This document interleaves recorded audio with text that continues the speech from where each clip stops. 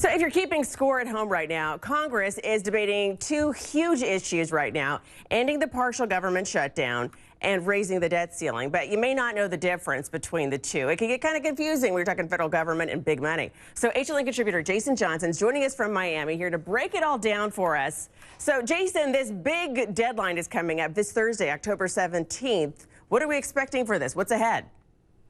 Well, I think what's going to happen is the Republicans are going to have to capitulate. You know, this is a situation where you sort of started a fight with somebody that you didn't realize was actually going to stand up for themselves.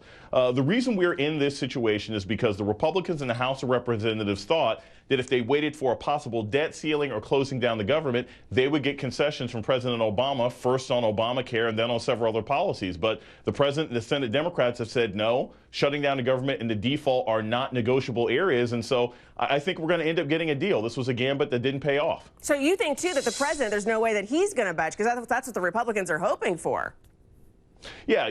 I mean, they were hoping that the president was going to blink first, but there's a historical precedent here. And this is important regardless of how you may feel about President Obama or his performance. The fact of the matter is, if holding the government hostage and shutting down the government and possibly running into a default becomes a normal way of negotiating for Congress from now on, it not only hampers this presidency, but every single presidency for the next generation. We cannot allow a precedent where saying, hey, I'll shut down the government if you don't change policy becomes the way of business in Washington. We would never be able to function again as a democracy. And I know people are watching carefully the stock market, seeing how that affects everything, and people are nervous about that.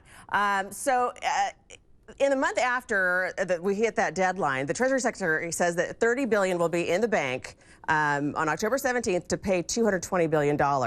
So those numbers are very different. Obviously, there's a difference in there. We know exactly, is it true or not? Do we know exactly when the government will run out of money?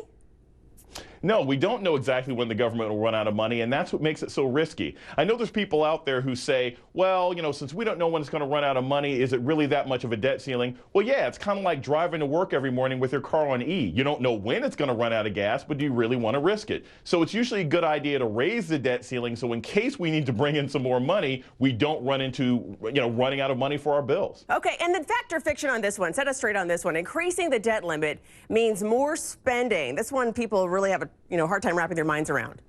Oh, that's fiction. Just because we increase the debt limit doesn't mean we're going to be spending more money. It's sort of like if you get more space on your credit card. It doesn't necessarily mean that you're going to run it up to the next limit, but it does give you that option if it becomes necessary.